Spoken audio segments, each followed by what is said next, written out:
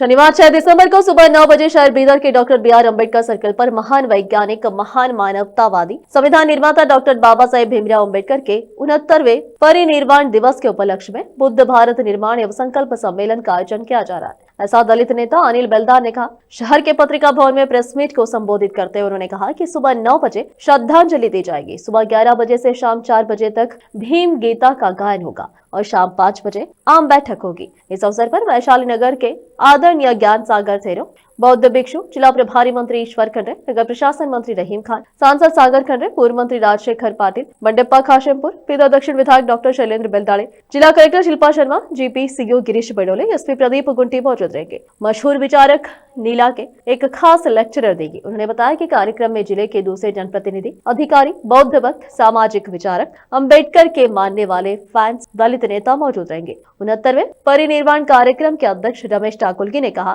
कि डॉक्टर बाबा साहेब भीमराव अम्बेडकर ने अपने जीवन के अंतिम क्षण तक शोषित समुदायों की मुक्ति के लिए संघर्ष किया और अपना जीवन समर्पित कर दिया। छुआछूत, अपमान, हीनता, जाति व्यवस्था, लिंग भेदभाव, धार्मिक अंधविश्वास, भ्रष्टाचार, असमानता से पीड़ित और टूटे हुए भाइयों और बहनों, बाबा साहब अम्बेडकर ने बौद्ध भारत के निर्माण के लिए 14 अक्टूबर 1956 को नागपुर में अपने 5 लाख अनुयायियों के साथ बौद्ध धर्म अपना लिया। आइए हम सब उनके समानता के सपने को साकार करने का संकल्प लें। इस कार्यक्रम में आदरणीय भिक्षु संघ के सदस्य, मंत्री, विधायक, सभी स्तर के जनप्रतिनिधि, अधिकारी और बुद्धिजीवी भाग लेंगे। इसलिए जिले के सभी बौद्ध श्रद्धालु उन्होंने कहा कि बाबा साहेब अम्बेडकर के अनुयायी, दलित, शोषित, पिछड़े वर्ग, धार्मिक अल्पसंख्यक, लोकप्रिय संगठनों के नेता और सभी आम लोग बड़ी संख्या में भाग ले। समिति के पदाधिकारी बाबूराव पासवान, डॉक्टर काशीनाथ चलवा, श्रीपत राव दिने, रमेश मंदकनली, शिवकुमार नीलीकट्टी, प्रकाश मालगे, संदीप कांटे, प्रदीप नाटेकर और अन्य उपस्थित थे। केपी न्यूज के कैमरामैन पप्पूराज का कवरेज। देश विदेश और स्थानीय समाचारों के लिए चैनल को लाइक, शेयर और सब्सक्राइब करना ना भूलें। इडी देशाद्यंत ಅದರಲ್ಲಿ ವಿಶೇಷವಾಗಿ ಮಹಾರಾಷ್ಟ್ರದ ಬಾಬಾ ಸಾಹೇಬ್ ಅಂಬೇಡ್ಕರ್ ಹುಟ್ಟಿದ ನೆಲದಲ್ಲಿ ಇಂಥ ಒಂದು ವೈಚಾರಿಕ ನಾಡಿನಲ್ಲಿ ಇವತ್ತು ಬುದ್ಧ, ಬಸವ, ಅಂಬೇಡ್ಕರ್, ಪೇರಿಯಾರ್, ಶಾಹು ಅವರ ವಿಚಾರಗಳನ್ನ ಇಟ್ಕೊಂಡು ಈಗ ದೇಶದಲ್ಲಿ ಒಂದ್ ಕಡೆ ಕೋಮುವಾದ, ಒಂದ್ ಕಡೆ ಸಂವಿಧಾನಕ್ಕೋಸ್ಕರ ನಾವು ಈ ದೇಶದಲ್ಲಿ ಬಹಳ ಸಂಘರ್ಷ ನಡೀತಾ ಇದೆ. ಎಂತ ಒಂದು ಸಂಘರ್ಷದ ಕಾಲಘಟ್ಟದಲ್ಲಿ ನಾವು ಇವತ್ತ ಮನುವಾದಿಗಳ ವಿರುದ್ಧ ಬಾಬಾ ಸಾಹೇಬರ ವಿಚಾರವನ್ನ ಪ್ರಸ್ತುತಪಡಿಸ್ಕೋತ ಸಂದರ್ಭದಲ್ಲಿ ಬುದ್ಧ ಭಾರತ ನಿರ್ಮಾಣ ಸಂಕಲ್ಪ ಸಮಾವೇಶ ನಾವು 6ನೇ ತಾರೀಕಿಗೆ ಹಮ್ಮಿಕೊಂಡಿದ್ದೇವೆ. ಈ ಒಂದು 6ನೇ ತಾರೀಕಿಗೆ ವಿಶೇಷವಾಗಿ ನಮ್ಮ ಜಿಲ್ಲೆಯ ಪಕ್ಕದ ಎಲ್ಲ ಇಲ್ಲಿ ಗಡಿ ಭಾಗದಂತ ತೆಲಂಗಾಣ ಇರಬಹುದು, ಮಹಾರಾಷ್ಟ್ರ ಇರಬಹುದು, ಅನೇಕ ಬಾಬಾ ಸಾಹೇಬ್ ಅಂಬೇಡ್ಕರ್ ಅಭಿಮಾನಿಗಳು, ಅನುಯಾಯಿಗಳು, ವಿಚಾರವಂತರು, ಪ್ರಗತಿವಂತರು ಸಾಕಷ್ಟು ಸಂಖ್ಯೆಯಲ್ಲಿ ಭಾಗವಹಿಸುವ ನಿರೀಕ್ಷೆಯಲ್ಲಿದ್ದೇವೆ. ಅದಕ್ಕೆ ತಮ್ಮ ಮಾಧ್ಯಮದ ಮುಖಾಂತರ ನಾನು ಮನವಿ ಮಾಡೋದಿಷ್ಟೇ, ಈ ಒಂದು ಬೀದರ್ ಜಿಲ್ಲೆಯಲ್ಲಿ ಬಾಬಾ ಸಾಹೇಬರ ವಿಚಾರಧಾರೆಗಳನ್ನ ಇಡೀ ರಾಜ್ಯಕ್ಕೆ ನಾವೊಂದು ಯಾವುದೇ ಒಂದು ಇಲ್ಲಿ ಕರೆ ಕೊಟ್ಟು ಕಾರ್ಯಕ್ರಮ ಕೊಟ್ಟರು ಅದಕ್ಕೆ ಇಡೀ ರಾಜ್ಯಕ್ಕೆ ಒಂದು ಮಾರ್ಗದರ್ಶನ ಆಗ್ತದ. ಇಲ್ಲಿಂದಲೇ ಬೀದರಿಂದ ಕ್ರಾಂತಿಯಿಂದ ಸೋಲ್ತಕ್ಕಂಥ ಈ ಭೂಮಿಯಲ್ಲಿ ಬಾಬಾ ಸಾಹೇಬ್ ಅಂಬೇಡ್ಕರ್ ಈ ಒಂದು ಕಾರ್ಯಕ್ರಮದ ನಿಮಿತ್ತವಾಗಿ ಅನೇಕ ನಮ್ಮ ಜಿಲ್ಲೆಯ ಗಣ್ಯಮಾನ್ಯ ಎಲ್ಲ ಚುನಾಯಿತ ಪ್ರತಿನಿಧಿಗಳು, ಉಸ್ತುವಾರಿ ಸಚಿವರಾದ ಸನ್ಮಾನ್ಯ ಶ್ರೀ ಈಶ್ವರ್ ಖಂಡ್ರೆರವರು ಮತ್ತು ಪೌರಾಡಳಿತ ಸಚಿವರಾದ ರಹೀಮ್ ಖಾನ್ ರವರು, ವಿಶೇಷವಾಗಿ ಇನ್ನೂ ಕೆಲವು ವಿಷಯಗಳನ್ನ ನಮ್ಮ ರಮೇಶ್ ಟಾಕುಲಗಿ ಅವರು, ನಮ್ಮ ಮಹೇಶ್ ಅವರು ಹೇಳ್ತಾರೆ. ನಾನು ಇಷ್ಟೇ ತಮ್ಮ ಮಾಧ್ಯಮದ ಮುಖಾಂತರ ಈ ಒಂದು ಕಾರ್ಯಕ್ರಮಕ್ಕೆ ಯಶಸ್ವಿಯಾಗಲು ತಾವು ಸಹ ಸಹಕರಿಸಬೇಕು. ಅಂದು ಬೆಳಗ್ಗೆ 9 ಗಂಟೆಗೆ ಡಾಕ್ಟರ್ ಬಾಬಾ ಸಾಹೇಬ್ ಅಂಬೇಡ್ಕರ್ ವೃತ್ತದಲ್ಲಿ ವಿಶೇಷ ಪೂಜೆ ಮತ್ತು ಅಲ್ಲಿ ಕಾರ್ಯಕ್ರಮ ಇರುತ್ತೆ. ಅದಕ್ಕೂ ತಾವು ಎಲ್ಲರೂ ಬರಬೇಕು, ಸಹಕಾರ ಕೊಡಬೇಕು. ಆಮೇಲೆ ಸಂಜೆ ಬಹಿರಂಗ ಸಭೆ ಇದೆ. ಅದಕ್ಕಿಂತ ಮುಂಚಿತವಾಗಿ ಭೀಮ ಗೀತೆಗಳೊಂದಿಗೆ ಬಾಬಾ ಸಾಹೇಬರಿಗೆ ನುಡಿನಮನ ಕಾರ್ಯಕ್ರಮ ಸಲ್ಲಿಸೋದಿದೆ. ತಾವೆಲ್ಲರೂ ಬಂದು ಅದನ್ನ ನೋಡ್ಬೇಕು, ಆಲಿಸಬೇಕು ಮತ್ತು ಪ್ರಚಾರ ಕೊಡ್ಬೇಕಂತ ನಾನು ಕೇಳ್ಕೊತಿದ್ದೀನಿ. ಮುಂದಿನ ವಿಷಯಗಳು ನಮ್ಮ ಗೆಳೆಯರಾದಂಥ ರಮೇಶ್ ಟಾಕುಲಗಿ ಅವರು ಮತ್ತೆ ಮಹೇಶ್ ಅವರು ಹೇಳ್ತಾರೆ. ಧನ್ಯವಾದ. ದಲಿತ ಚಳವಳಿ ಒಂದು ಸಾಮಾಜಿಕ ನ್ಯಾಯ ಪರವಾಗಿ ಹೋರಾಟ ಮಾಡಿದ್ದೇವೆ. ಪ್ರತಿಯೊಂದು ಹೇಳಿದಾಗ ಆವಾಗಿದ್ದಂತ ಶೋಷಣೆ ಇವತ್ತಿಲ್ಲ, ಇವತ್ತು ಕಮ್ಮಿ ಆಗಿದೆ. ಬರ್ತಾ ಇದೆ ಸರ್, ರಿಸಲ್ಟ್ ಬರ್ತಾ ಇದೆ. ರಮೇಶ್ ಮಾಡ್ತಾ ಇದ್ದೇವೆ.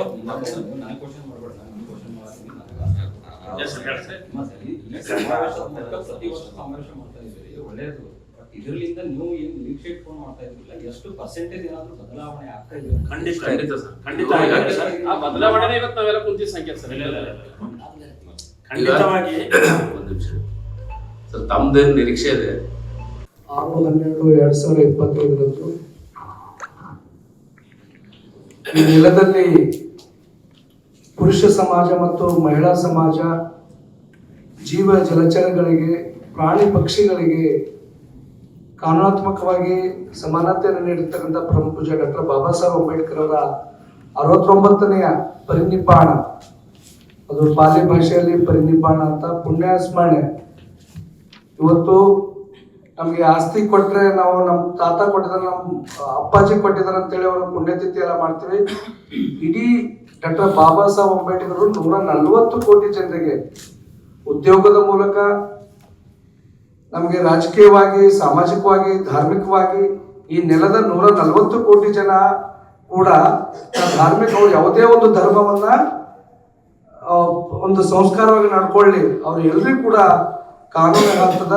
ಡಾಕ್ಟರ್ ಬಾಬಾ ಸಾಹೇಬ್ ಅಂಬೇಡ್ಕರ್ ಹೇಳ್ತಾರ, ಅವರು ಅವರವರಿಗೆ ತಕ್ಕಂಥ ಧರ್ಮದಲ್ಲಿ ಅವರು ಒಂದು ಭಕ್ತಿ ಶ್ರದ್ಧೆಯನ್ನು ಇಡಬಹುದು ಅಂತ ಹೇಳಿ. ಇಡೀ ಈ ದೇಶದಲ್ಲಿ, ಭವ್ಯ ಭಾರತದಲ್ಲಿ ಪ್ರಪ್ರಥಮವಾಗಿ ಈ ನೆಲದಲ್ಲಿ ಪ್ರಜಾಪ್ರಭುತ್ವ ನಿರ್ಮಾಣವಾಗಿರುವುದು ಬುದ್ಧರ ಕಾಲದಲ್ಲಿ. ಬುದ್ಧರ ಕಾಲದಲ್ಲಿ ಜಾತಿ ತಾರತಮ್ಯ ಇರಲಿಲ್ಲ, ಅಸಮಾನತೆ ಇರಲಿಲ್ಲ. ಅವ್ರು ಕೆಲವೊಂದು ಅವರಿಗೆ ಅಸಮಾನತೆ ಕಂಡಾಗ ಎಲ್ಲರಿಗೆ ಸಮಾನತೆ ಸಿಗಬೇಕು, ಎಲ್ಲರೂ ವೈಚಾರಿಕವಾಗಿ ಎಲ್ಲರಿಗೂ ಕುಡಿಲಿಕ್ಕೆ ನೀರು ಸಿಗಬೇಕು, ಎಲ್ಲರೂ ಒಂದೇ ವೇದಿಕೆಯಲ್ಲಿ ಇರಬೇಕು, ಯಾರು ದೊಡ್ಡವರಲ್ಲ ಯಾರು ಸಣ್ಣವರಲ್ಲ ಅಂತ ಹೇಳ್ತಕ್ಕಂಥ ಒಬ್ಬ ಬೌದ್ಧರು, ಒಬ್ಬ ಜ್ಞಾನಿ ಅಂದ್ರೆ ಬುದ್ಧ. ಹಂಗಾಗಿ ಬುದ್ಧನೊಬ್ಬನೇ ಸುಜ್ಞಾನ ಸಾಗರ, ಅವನ ಬಳ್ಳಿ ಇದೆ ಎಲ್ಲದಕ್ಕೂ ಉತ್ತರ ಅಂತ ಒಂದು ಹಾಡು ಕೂಡ ಇದೆ. ಹಾಗಾಗಿ ಬುದ್ಧ ಭಾರತ ನಿರ್ಮಾಣ ಸಂಕಲ್ಪ ಸಮಾವೇಶ, ಈ ನೆಲದಲ್ಲಿ ಬುದ್ಧರ ಒಂದು ತತ್ವವನ್ನ ಎಲ್ಲರೂ, ಯಾರಿಗೆ ಬೇಕಾಗಿಲ್ಲ ಹೇಳಿ ಸಮಾನತೆ, ಯಾರಿಗೆ ತಾರತಮ್ಯ ಬೇಕು ಹೇಳ್ರಿ, ಎಲ್ಲರಿಗೂ ಸಮಾನತೆ ಬೇಕು, ಎಲ್ಲರೂ ಭಾವಕತೆಯಿಂದ ಬದುಕಬೇಕು, ಎಲ್ಲರೂ ಬಂಧುತ್ವದಿಂದ ಬದುಕಬೇಕು, ಯಾರಿಗೂ ಕಷ್ಟ ಆಗ್ಬಾರ್ದು, ಯಾರಿಗೂ ನೋವು ಆಗ್ಬಾರ್ದು ಅಂತ ಹೇಳಿ ಡಾಕ್ಟರ್ ಬಾಬಾ ಸಾಹೇಬ್ ಅಂಬೇಡ್ಕರ್ ಅವರು ಬುದ್ಧರ ಎಲ್ಲಾ ಈ ದೇಶದ ಮಹಾಪುರುಷರ ಇತಿಹಾಸವನ್ನ ಅರ್ಥಕೊಂಡು ಇಡೀ ಬುದ್ಧರದ ಸಂವಿಧಾನದಲ್ಲಿ ಎಲ್ಲವೂ ಕೂಡ ಅವರ ಬಂಧುತ್ವ, ಸಮಾನತೆ, ಭಾವೈಕ್ಯತೆ ಎಲ್ಲ ಕೂಡ ಭ್ರಾತೃತ್ವ ಎಲ್ಲ ಬುದ್ಧರದ ಎಲ್ಲ ವಿಷಯವೂ ಕೂಡ ಸಂವಿಧಾನದಲ್ಲಿ ನಮಗೆಲ್ಲ ಕೊಟ್ಟಿದ್ದಾರೆ. ಬಾಬಾ ಸಾಹೇಬ್ ಅಂಬೇಡ್ಕರ್ ಅವರಿಗೆ ಅವರ ಒಂದು ಋಣವನ್ನ ತೀರಿಸಲಿಕ್ಕೆ ಅವತ್ತು ಬಾಲ್ಕಿಯಲ್ಲಿ ಕೂಡ ದೊಡ್ಡ ಕಾರ್ಯಕ್ರಮ ಆಗ್ತದೆ. ಈ ಬೀದರ್ ಉತ್ತರ ಮತ್ತು ದಕ್ಷಿಣ ಬೇರೆ ತಾಲೂಕಿನ ಗೆಳೆಯರು ಮತ್ತೆ ನಮ್ಮ ಬೌದ್ಧ ಉಪಾಸಕ ಉಪಾಸಕಿಯರು ಎಷ್ಟು ಜನ ಸಂವಿಧಾನ ಮೂಲಕವಾಗಿ ಉದ್ಯೋಗ ಮಾಡ್ತಾ ಇದ್ರಿ, ದೊಡ್ಡ ದೊಡ್ಡ ಹುದ್ದೆ ಮೇಲೆ ಇದ್ರಿ, ಎಷ್ಟು ಜನ ಮಹಿಳೆಯರು ತಾವು ದೊಡ್ಡ ದೊಡ್ಡ ಉನ್ನತ ಹುದ್ದೆಯಲ್ಲಿದ್ರಿ. ಇಷ್ಟೆಲ್ಲರೂ ಬಾಬಾ ಸಾಹೇಬ್ ಪತ್ರಕರ್ತರಿದ್ರು, ವಕೀಲರಿದ್ರು, ಅರ್ಥಶಾಸ್ತ್ರಜ್ಞ ಇದ್ರು, ರಾಜಕೀಯ ಶಾಸ್ತ್ರಜ್ಞ ಇದ್ರು, ರಾಜಕೀಯ ತಜ್ಞರಿದ್ರು. ಬಾಬಾ ಸಾಹೇಬರು ಮುಟ್ಟದ, ಹೆಂಗೆ ಆಡು ಮುಟ್ಟದ ತಪ್ಪಲಿಲ್ಲ ಅಂತಾರಲ್ಲ, ಬಾಬಾ ಸಾಹೇಬರು ಮುಟ್ಟದ ಯಾವುದೇ ವಿಷಯ ಇಲ್ಲ, ಪ್ರತಿಯೊಂದು ವಿಷಯ ಅವರು ತಿಳ್ಕೊಂಡಿದ್ರು. ಹಂಗಾಗಿ ಬರೀ ಇದು ದಲಿತರಿಗೆ ಸೀಮಿತ, ದಲಿತ ಸೂರ್ಯ ಅಂತ ಹೇಳ್ತಾರ, ಬಾಬಾ ಸಾಹೇಬರು ದಲಿತ ಸೂರ್ಯ ಇಲ್ಲ, ಅವರು ಈ ದೇಶದ ಸೂರ್ಯ, ಅವರು ರಾಷ್ಟ್ರ ಸೂರ್ಯ ಅಂತ ಹೇಳಿ ನಿಟ್ಟಿನಲ್ಲಿ ಹೇಳಿ ಅವತ್ತು 6ನೇ ತಾರೀಕಿಗೆ ಮುಂಜಾನೆ ಜಿಲ್ಲಾಡಳಿತ ಮತ್ತು ಡಾಕ್ಟರ್ ಬಾಬಾ ಸಾಹೇಬ್ ಅಂಬೇಡ್ಕರ್ 69ನೇ ಪರಿನಿಬ್ಬಾಣ ದಿನ ಆಯೋಜನಾ ಸಮಿತಿ ಜಂಟಿಯಾಗಿ ಗೌರವ ನಮನವನ್ನ ಸಲ್ಲಿಸ್ತದ. ಆಮೇಲೆ ನಮ್ಮ ಸಮತಾ ಸೈನಿಕ ದಳದವರು ಕೂಡ ಗೌರವ ನಮನವನ್ನ ಬಾಬಾ ಸಾಹೇಬ್ ಅಂಬೇಡ್ಕರ್ ಪುತ್ಥಳಿಗೆ ಸಲ್ಲಿಸ್ತಾರೆ. ಮುಂಜಾನೆ 10 ಗಂಟೆಯಿಂದ ಸುಮಾರು 4:15 ಗಂಟೆವರೆಗೆ, ಸಂಜೆ 4:15ವರೆಗೆ ಗೌರವ ನುಡಿ ನಮನ ಬಾಬಾ ಸಾಹೇಬ್ ಅಂಬೇಡ್ಕರ್ ಗೀತನ ಗಾಯನಗಳ ನಡೀತವೆ. ಸಾಯಂಕಾಲ ಸಂಜೆ 5 ಗಂಟೆಗೆ ಬೃಹತ್ ಸಮಾವೇಶ. ಇಡೀ ಈ ನೆಲದಲ್ಲಿ ನಮ್ಮ ರಮೇಶ್ ಡಾಕೋಗಿ ಸರ್ ಕಾನ್ಸೆಪ್ಟ್ ಬುದ್ಧ ಭಾರತ ನಿರ್ಮಾಣ ಬಾಬಾ ಸಾಹೇಬ್ ಕಾನ್ಸೆಪ್ಟ್ ಇತ್ತು. ಯಾವುದೇ ಒಂದು ಕರ್ನಾಟಕದಲ್ಲಿ ಒಂದು ಚಳುವಳಿ ಚಾಲು ಆಗ್ತದ ವೈಚಾರಿಕ ಅಂದ್ರೆ ಅದು ಬೀದರ್ ನೆಲೆಯಿಂದ ಆಗ್ತದ. ಅವತ್ತು ಬುದ್ಧ ಭಾರತ ನಿರ್ಮಾಣ ಮಾಡಿದ್ರೆ ನಾವೆಲ್ಲರೂ ಅಣ್ಣ ತಮ್ಮರ ತರ ಇರ್ತೀವಿ, ಯಾರು ಮೇಲಿಲ್ಲ ಯಾರು ಕೀಳಿಲ್ಲ ನಮ್ಮ ಭಾವನೆ ಇಟ್ಕೊಂಡು ಆ ಕಾನ್ಸೆಪ್ಟ್ ಮಾಡ್ತಾ ಇದ್ವಿ.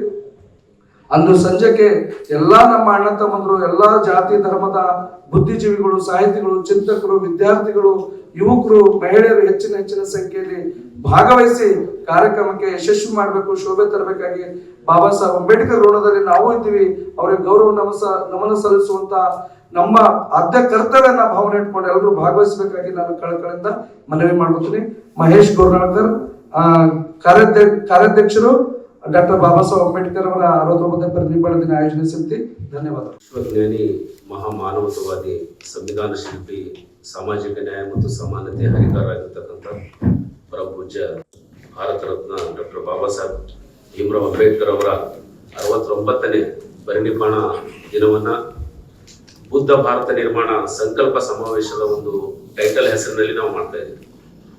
ಇದು ಬುದ್ಧ ಭಾರತ ನಿರ್ಮಾಣ, ಇದ್ರ ಸಂಕ್ಷಿಪ್ತ ಬಾಬಾ ಸಾಹೇಬ್ ಅಂಬೇಡ್ಕರ್ ಅವರು ಅಕ್ಟೋಬರ್ 14, 1956 ಅಂದ್ರೆ ಅವರು ಸಾಯೋದಕ್ಕಿಂತ 3 ತಿಂಗಳ ಮುಂಚಿತವಾಗಿ ಒಂದು ಕೊನೆಯ ಸಂಕಲ್ಪ ಇತ್ತು ಬಾಬಾ ಸಾಹೇಬ್ ಅಂಬೇಡ್ಕರ್ ಅವರು. ಏನಂತ, ಈ ದೇಶದಲ್ಲಿ ಅಸ್ಪೃಶ್ಯ ಸಮುದಾಯ ಸಾವಿರಾರು ವರ್ಷಗಳಿಂದ ಅಪಮಾನ ಅವಮಾನಗಳಿಂದ ನೋವು ಅನುಭವಿಸ್ತಾ ಇದೆ.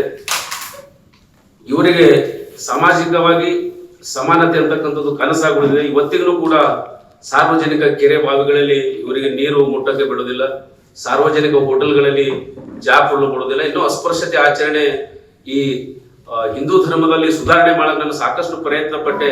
ಆದರೆ ಹಿಂದೂ ಧರ್ಮದಲ್ಲಿ ಇದನ್ನು ಮುಂದುವರಿಸತಕ್ಕಂಥ ಮನಸ್ಸುಗಳೇ ಹೆಚ್ಚಾದವು ವಿನ ಈ ಅಸ್ಪೃಶ್ಯತೆ ನಿವಾರಣೆ ಮತ್ತು ಅಸ್ಪೃಶ್ಯರಿಗೆ ಸಮಾನ ಅವಕಾಶಗಳು ದೇವಸ್ಥಾನ ಪ್ರವೇಶವಾಗಿರ್ಬೋದು, ಹೋಟೆಲ್ ಪ್ರವೇಶ ಆಗಿರ್ಬೋದು, ಸಾರ್ವಜನಿಕ ಸ್ಥಳಗಳಿಂದ ಅನೇಕ ಕಡೆ ಅವಮಾನ ಆಗ್ತಿರ್ತಕ್ಕಂಥ ಕಂಡು ಬಾಬಾ ಸಾಹೇಬ್ ಅಂಬೇಡ್ಕರ್ ಅವರು ಹಿಂದೂ ಧರ್ಮ ಸುಧಾರಣೆಗೋಸ್ಕರ ಅನೇಕ ಹಿಂದೂ ಧರ್ಮದ ಮುಖಂಡರಿಗೆ ಪತ್ರಗಳನ್ನು ಬರೀತಾರೆ. ಆದ್ರೆ ಯಾವ ಮುಖಂಡರು ಕೂಡ ಈ ಅಸ್ಪೃಶ್ಯರಿಗೆ ಸಮಾನ ಅವಕಾಶಗಳು ಕೊಡ್ಬೇಕಂತಕ್ಕಂಥ ಒಂದು ತೀರ್ಮಾನ ಬಹುತೇಕ ಹಿಂದೂ ಧರ್ಮ ಇರ್ತಕ್ಕಂಥ ಮುಖಂಡರು ಮಾಡೋದಿಲ್ಲ.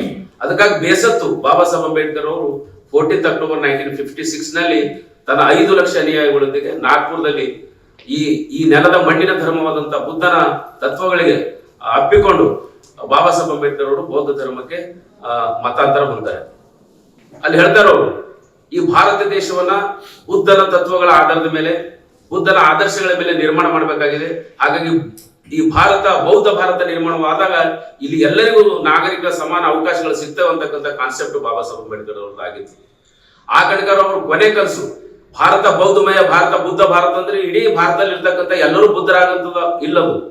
ಆದ್ರೆ ಬುದ್ಧ ಭಾರತ ಅಂದ್ರೆ ಬುದ್ಧ ಕಂಡಂತ ಒಂದು ವಿಜ್ಞಾನ ಭಾರತ, ಒಂದು ಸೈನ್ಸ್ ಇಂಡಿಯಾ ಕನಸು ಕಟ್ಟಬೇಕಂತಕ್ಕಂಥದ್ದು ವಿಜ್ಞಾನ ಭಾರತ, ತಂತ್ರಜ್ಞಾನ ಭಾರತ, ಸಮಾನ ಅವಕಾಶಗಳು ಉಳ್ಳುವಂತ ಭಾರತವನ್ನ ನಿರ್ಮಾಣ ಮಾಡಬೇಕು. ಅದಕ್ಕೆ ಬುದ್ಧನ ತತ್ವಗಳೇ ಅಡಿಪಾಯ ಅಂತಕ್ಕಂಥ ಬಾಬಾ ಸಾಹೇಬ್ ಅಂಬೇಡ್ಕರ್ ಅವರ ಕೊನೆ ಕನಸನ್ನ ನಾವು ನನಸು ಮಾಡೋಗೋಸ್ಕರ ಇವತ್ತಿಡೀ ಭಾರತ ದೇಶಾದ್ಯಂತ ಇವತ್ತು ಅಸ್ಪೃಶ್ಯರು ಬೌದ್ಧ ಧರ್ಮ ಕಡೆಗೆ ಮುಖ ಮಾಡಿ ನಿಂತಿದ್ದಾರೆ. ಇದೇ ಕಾರಣ ಈ ಅವಮಾನಗಳು, ಅನ್ಯಾಯ, ಅತ್ಯಾಚಾರಗಳು ಇವತ್ತಿನ ಆ ಪ್ರೇಮದ ಹೆಸರಿನಲ್ಲಿ ನಮ್ಮ ಬೆಲ್ಲರ್ ಸರ್ ಹೇಳಿದಾಗ ಇವತ್ತು ಮರ್ಯಾದೆ ಹತ್ಯೆ ಆಗ್ತಾ ಇರ್ತಕ್ಕಂಥದ್ದು. ಇವತ್ತು ದೇಶ ಸ್ವತಂತ್ರಗೊಂಡು ನಾವು 80 ವರ್ಷ ಹತ್ತತ್ರ ಬರ್ತಾ ಇದೀವಿ, ಆದ್ರೂ ಕೂಡ ಇಂಥ ಅವಮಾನ ಏನಪ್ಪಾ ಅಂದ್ರೆ ಈ ಜನಗಳಿಗೆ ಹೋಗ್ತಾ ಇಲ್ಲ.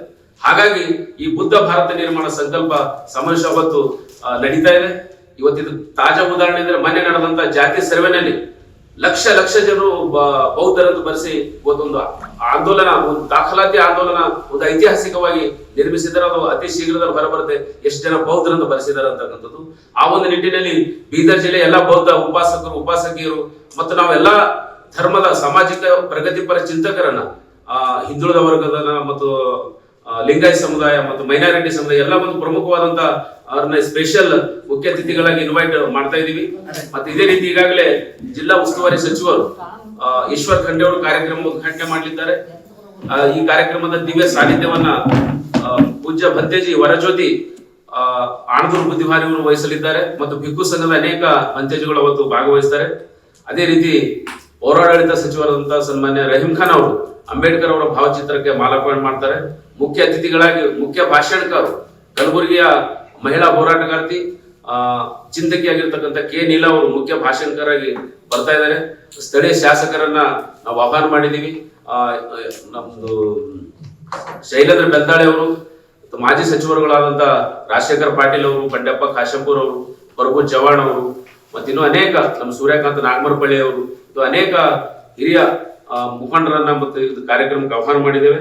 ಈ ಕಾರ್ಯಕ್ರಮದಲ್ಲಿ ಬೀದರ್ ಜಿಲ್ಲೆಯ ಎಲ್ಲಾ ಜನಪರ ಸಂಘಟನೆಗಳ ಪ್ರಮುಖ ಪದಾಧಿಕಾರಿಗಳು, ನಾಯಕರು, ಕಾರ್ಯಕರ್ತರು, ಎಲ್ಲ ಸಮುದಾಯದ ಪ್ರಗತಿಪರರು. ಇದು ಅಂಬೇಡ್ಕರ್ ಅಂದ್ರೆ ಕೇವಲ ಇದು ದಲಿತರಿಗೆ ಸೀಮಿತವಾಗಿರ್ತಕ್ಕಂಥದ್ದಲ್ಲ. ಬಾಬಾ ಸಾಹೇಬ್ ಅಂಬೇಡ್ಕರ್ ಅವರು ಈ ದೇಶದ ಪ್ರತಿಯೊಬ್ಬ ಪ್ರಜೆಗೂ ಸಂವಿಧಾನದ ಮೂಲಕ ನಾಗರಿಕ ಹಕ್ಕುಗಳನ್ನು ಒದಗಿಸಿಕೊಟ್ಟಿದ್ದಾರೆ. ಹಾಗಾಗಿ ಅಂಬೇಡ್ಕರ್ ಅಂದ್ರೆ ಈ ದೇಶದ ಆಸ್ತಿ, ಸಂವಿಧಾನ ಅಂದ್ರೆ ಇದು ಎಲ್ಲರ ಸಂವಿಧಾನ ಅಂತಕ್ಕಂಥ ಒಂದು ಕಾನ್ಸೆಪ್ಟ್ ಅಡಿಯಲ್ಲಿ ಈ ಕಾರ್ಯಕ್ರಮ ಮಾಡ್ತಾ ಇದೀವಿ. ಕಾರ್ಯಕ್ರಮದಲ್ಲಿ ಹೆಚ್ಚಿನ ಸಂಖ್ಯೆಯಲ್ಲಿ ಜಿಲ್ಲೆ ಜನರು ಪಾಲ್ಗೊಳ್ಬೇಕಂತೇಳಿ ತಮ್ಮ ಮಾಧ್ಯಮದ ಮೂಲಕ ನಾವು ಮನವಿಯನ್ನ ಮಾಡ್ಕೊಳ್ತೇವೆ. ಜೈ